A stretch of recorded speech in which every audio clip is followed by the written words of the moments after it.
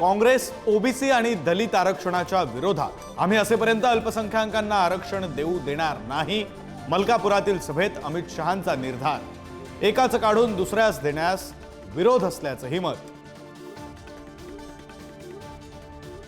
Vote जिहाद विरोधात मतांचं धर्मयुद्ध पुकारा. मतांचं धर्मयुद्ध करून पुन्हा एकदा धर्माची स्थापना करण्याचं देवेंद्र फडणवीसांचं मतदारांना आवाहन. फडणवीसांच्या मतांचं धर्मयुद्धला विरोधकांचं जोरदार उत्तर.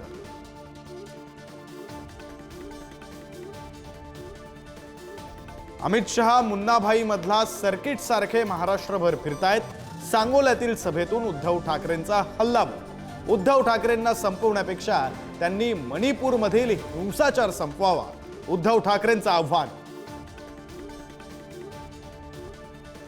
अमित शहांच्या हस्ते भाजपचा जाहीरनामा प्रसिद्ध. लाडक्या बहिणींना 2100 रुपये देण्याचं आश्वासन.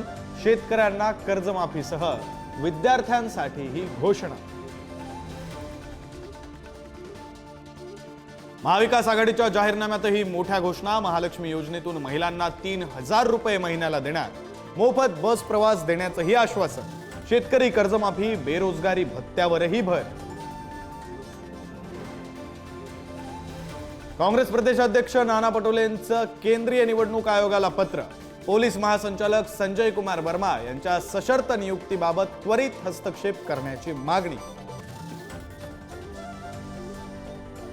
भाजप खासदार धनंजय महाडिकांची लाडक्या बहिणींना दमदाटी. लाडकीचे 1500 घेऊन काँग्रेसच्या रॅलीत दिसणाऱ्यांची व्यवस्थाच करतो. कोल्हापुरातील सभेतून धमकी. टीकेची झोड उठल्यानंतर माफीनामा.